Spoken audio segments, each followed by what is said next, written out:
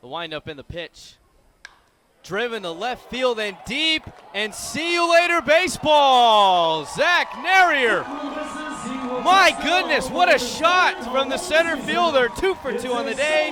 The Railroaders take the lead 4-0. Third baseman Busby playing where short is. That one out towards right field. Going back is Anderson to the track. He looks up. See you later, baseball! The second home run for Chase Simpson. A 2-run home run over the right center field wall. It's 9-4 Kane County. Ferreira looks over at second, 3-1. Grounded to third. Metcalf tags his bag, throws on over to first base. In time for the double play. What a play there by Tyler Metcalf. Frangillo up on the left wing. Uses the Levinson screen, now crosses over, left-handed layup, no one around her, beautiful move by Bree Frangillo, and a timeout for the Pioneers. 3 defenses to get set. Corner 3-0, but net Kendra Dodd, timeout, full timeout for Emerson, 2-point lead. Frangillo all the way out to Delorier, bounce pass to Bushy, Bushy down low, layup is good. Levinson down low, Levinson using her body, pump fakes, layup, and one! Charlotte Levinson with the and one bucket. No good, Bushy, again and one! The offensive rebound and the putback for Ella Bushy. She'll go to the line.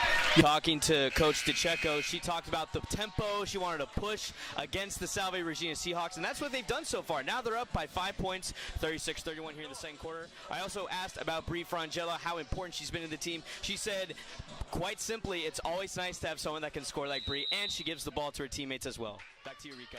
Thank you so much. Thank you so much. You know, Coach Gould is talking to his team about being more active on defense. He wants to see active feet, active hands. They want to scramble around the court to be active on defense. Now, we're going to see how that comes into play here in the last 10 minutes of the game as the Emerson Lions are down 7 points. Rico, back to you. Thank you.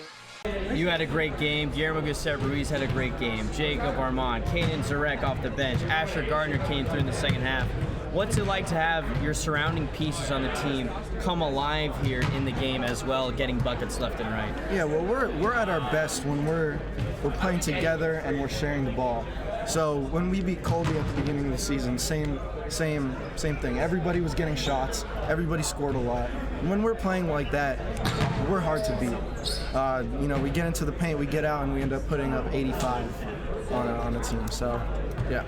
Thanks, Brooke. The New England Patriots faced the Las Vegas Raiders on Sunday, looking to turn their season around.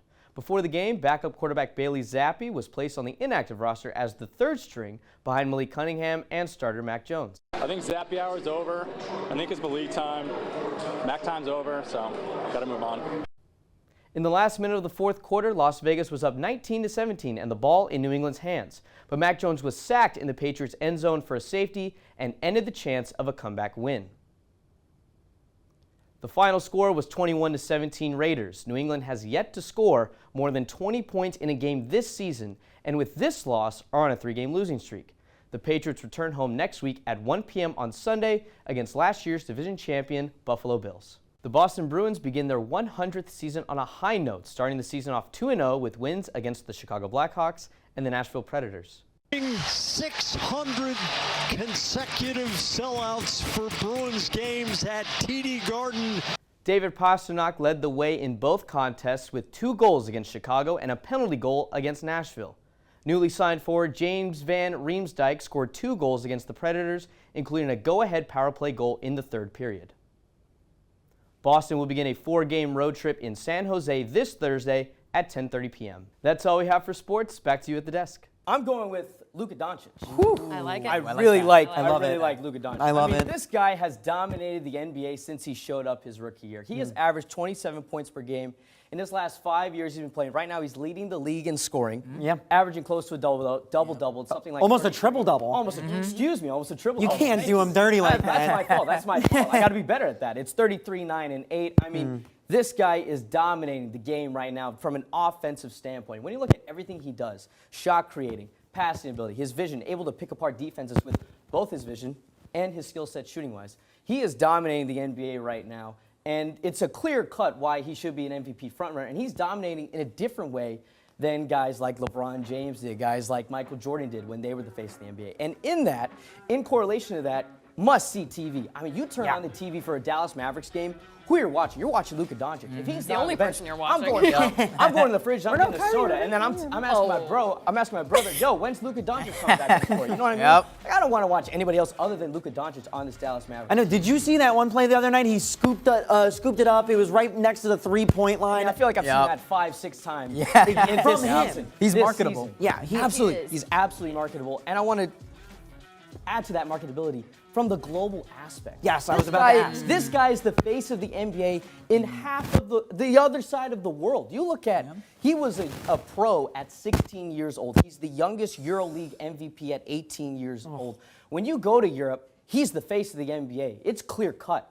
Now, when LeBron leaves, who's going to slide into that role easily is Luka Doncic because he's already the face of the NBA.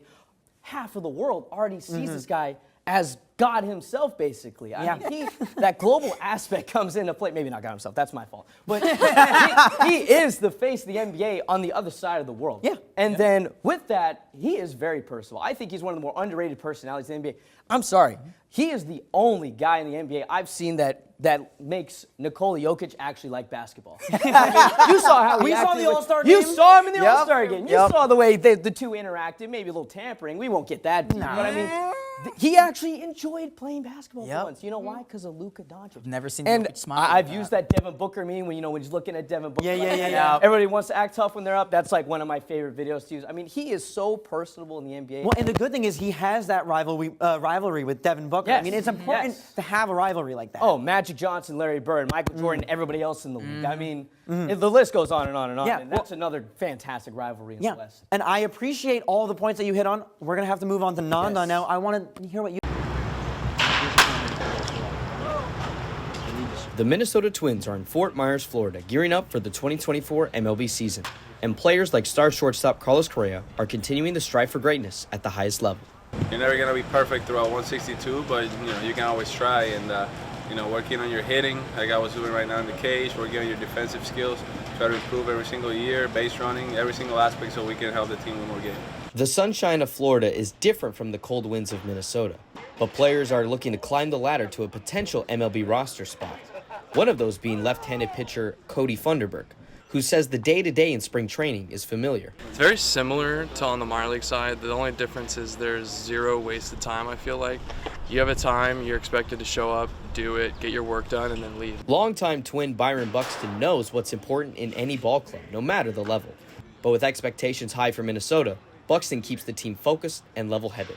Still got to get that work in and make sure we're prepared for when the season starts. But chemistry and bonding is definitely a big part in getting to where we want to get to.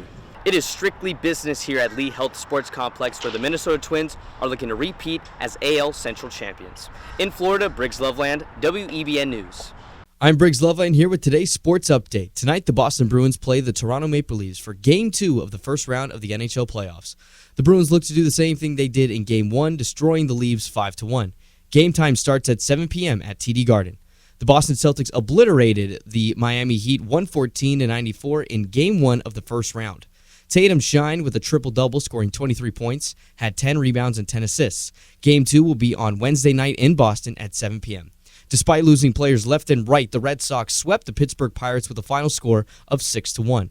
The Red Sox continue to have the best ERA in baseball with a 2.5 ERA, highlighted by Cutter Crawford's hot start with a .6 ERA as a starter. And in Patriots news, the reports are saying the team is open to trading the number 3 pick, with the Minnesota Vikings and New York Giants involved the most.